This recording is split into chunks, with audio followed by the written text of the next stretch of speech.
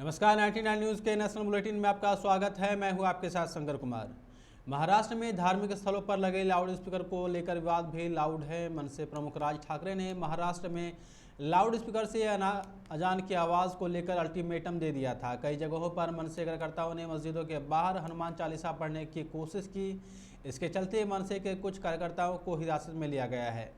बता दें कि राज ठाकरे के अल्टीमेट के बाद सुरक्षा के पुख्ता इंतजाम किए गए हैं। मुंबई के पुलिस कमिश्नर खुद इलाकों का जायजा ले रहे हैं। इसी बीच राज ठाकरे ने बुधवार सुबह अपने चाचा और शिवसेना संस्थापक दिवंगत बाल ठाकरे का एक वीडियो शेयर किया है। इस वीडियो में बाल ठाकरे लाउड स्पीकर के इस्तेमाल और सड़कों पर नमाज अदा करने को लेकर बोलते हुए नजर आ रहे हैं। वीडियो में बाल ठाकरे कहते हैं, शिवसेना तब तक आराम नहीं करेगी जब तक महाराष्ट्र में हमारी सरकार नहीं आएगी और सड़कों पर नमाज पढ़ना बंद किया जाएगा।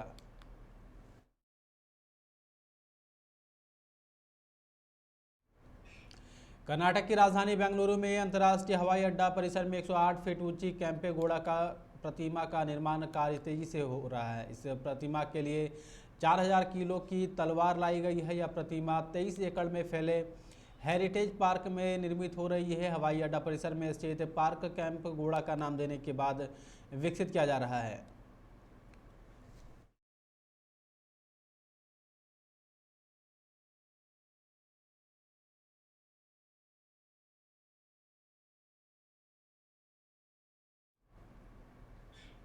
महाराष्ट्र के गृह मंत्रालय ने बताया कि मुंबई में 1140 मस्जिदों में जहां 135 लाउड स्पीकरों का इस्तेमाल आज सुबह 6 बजे तक किया गया।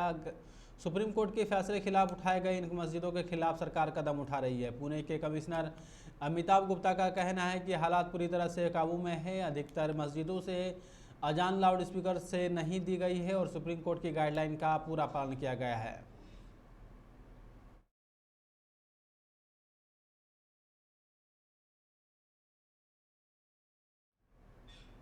उत्तर कोरिया ने बुधवार को एक बार फिर से अपनी एक बैलिस्टिक मिसाइल का परीक्षण किया है। जापान टाइम्स ने देश के रक्षा मंत्रालय के हवाले से इसकी जानकारी दी है। हालांकि अभी इस मिसाइल को लेकर और अधिक जानकारी का इंतजार किया जा रहा है। इस परीक्षण ने कोरियाई प्रायद्वीप के दूसरे देशों को चिंता बढ़ाने का काम कर दिया है। दक्षिण कोरिया की तरफ से जारी एक बयान में इसकी शुरुआती जानकारी दी गई है। जापान और दक्षिण कोरिया ने इस पर अपनी गहरी चिंता जताई है। देश की राजधानी दिल्ली में अतिक्रमण और अवैध निर्माण के खिलाफ अब लगातार बुलडोजर गरजेगा। उत्तरी और पूर्वी दिल्ली नगर निगम के बाद अब दक्षिण दिल्ली में नगर निगम ने इसकी पूरी तैयारी कर ली है। मिली आधिकारिक जानकारी के मुताबिक दक्षिण दिल्ली नगर निगम के सेंट्रल जोन में बुधवार को अतिक्रमण के खिलाफ कार्रवाई होगी। मिली ताज़ा जानकारी के मुताबिक ओखला और शाहीन बाग में अतिक्रमण हटाने के लिए एक्शन प्लान जारी किया गया है।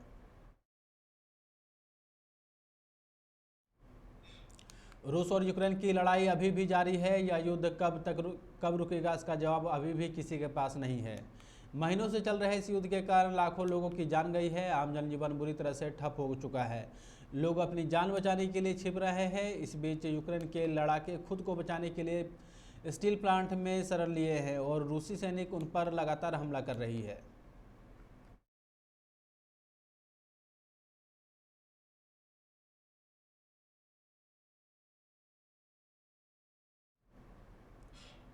अमेरिकी एकेडमी ऑफ पीडियाट्रिक्स की नवनिर्मित रिपोर्ट के अनुसार संयुक्त राज्य अमेरिका में लगभग 1 करोड़ 30 लाख बच्चे महामारी की शुरुआत के बाद से कोविड-19 संक्रमण का शिकार हुए हैं। सोमवार को जारी हुई इस रिपोर्ट में बताया गया है कि पिछले 4 हफ्तों के दौरान अमेरिका में 1,49,000 से ज़्यादा कोरोना संक्रमण के मामले सामने आए हैं। वहीं वर्ष 2022 की शुरुआत के बाद से 50 लाख से ज़्यादा संक्रमण मामले रिपोर्ट किए गए हैं।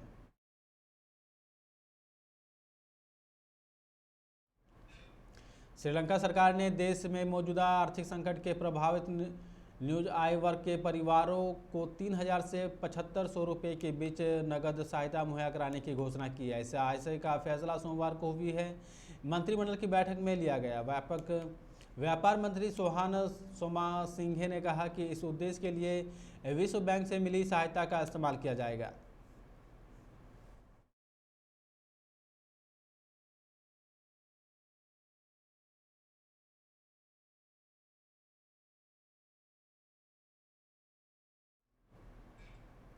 हनुमान चालीसा विवाद को लेकर मुंबई सत्र न्यायालय आज सांसद नवनीत राणा और उनके पति विधायक रवि राणा की जमानत याचिका पर फैसला सुनाते हुए शर्तों के साथ जमानत पर रिहा करने की अनुमति दे दी है। नवनीत राणा के वकील रिजवान मर्चेंट के अनुसार कोर्ट ने राणा दंपति से जांच और पूछताछ में सहयोग करने को कहा। पुलिस को उन्हें 24 घंटे का अग्रिम नोटिस जारी करने का भी निर्देश दिया गया है।